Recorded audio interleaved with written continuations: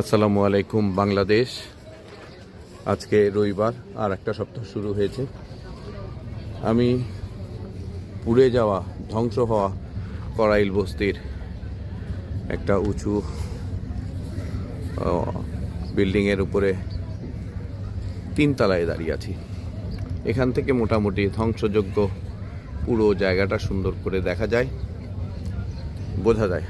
আবছা বিল্ডিং হচ্ছে দূরে, আর এই হচ্ছে করাইল বস্তির বাস্তব চিত্র।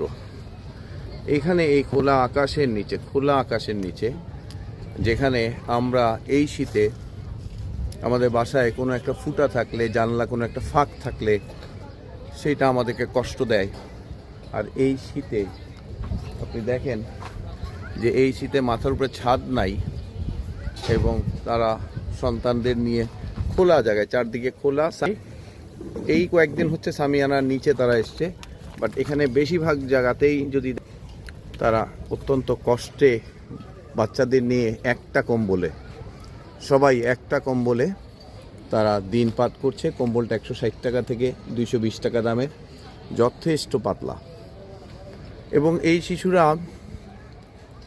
কষ্ট করছে, মানুষগুলো কষ্ট করে, বৃদ্ধ মানুষ কষ্ট করছে।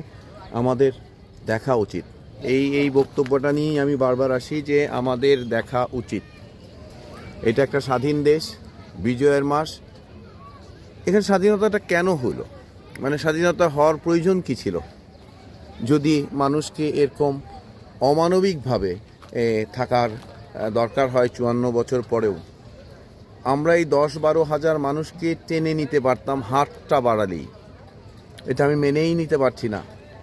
এটা আমার মেনে নিতে অনেক কষ্ট হয়। দেখেন, 100 গজ 200 গজ দূরত্বে প্রাচুর্যের মানুষ আর নিঃস্ব মানুষরা কিভাবে থাকতে পারে। আপনি দেখেন যে এইভাবে এই খোলা, আমরা যেখানে একটা ঘরের ছোট্ট একটা ফুটা থাকলে আমরা থাকতে পারি না, সেখানে এরকম খোলা, পুরো খোলার মধ্যে এখন বাতাস ছেড়েছে। এই দেখেন, বাতাস হচ্ছে। এই বাতাসে কিন্তু ঠান্ডা বাতাস, এবং এটা থাকা খুবই খুবই খুবই কঠিন। আপনারা মনোযোগী হন, বা যার যতটুকু লিঙ্ক আছে সেটা আপনারা একটু কাইন্ডলি বলুন বিত্তবানদের কাছে, সামর্থ্যবানদের কাছে এবং সরকারের কাছে। এটা মেনেই নিতে পারি না আমি, যে একটা রাষ্ট্রের সরকার ব্যবস্থাপনার দুর্যোগের যে দপ্তর, সেটা এখান থেকে শুধুমাত্র 1 থেকে 1.5 কিলোমিটার দূরে, সেখান থেকে একজন মানুষকে এখানে আমি আসতে দেখি নাই গত 11-12 দিনে। আপনি এদের যে সম্পদ, সেগুলো তো একেবারে নিঃস্ব হয়ে গেছে তারা। তাহলে এখানে কেন আমরা ওদের পাশে দাঁড়াবো না? কি কারণ? আমাদের কি মানবতা? আমি আরও বলতে চাই যে এই যে আমাদের শিক্ষাগণগুলো, এই ছেলেরা ইংলিশ মিডিয়ামে পড়ুক, বাংলা মিডিয়ামে পড়ুক, তারা এখানে এসে দেখতে পারতো মানবতা কাকে বলে। বইয়ে পড়ে কোনো দেখা যাবে না। আপনি নিজে চোখে আসেন, নিজে চোখে দেখেন এদের নিডটা কি, কেন এদের সমস্যা হচ্ছে। আমাদেরকে নেগেটিভভাবে বোঝানো হয় করাইল বস্তি মানে তো অবৈধ স্থাপনা। এগুলো গান গল্প আসলে করার কোনো কিছু নাই। আমাদের মানবতার দিকে তাকাতে হবে। যদি কিছু হয়ে থাকে সেটা আপনার ঠিক করেন নাই কেন?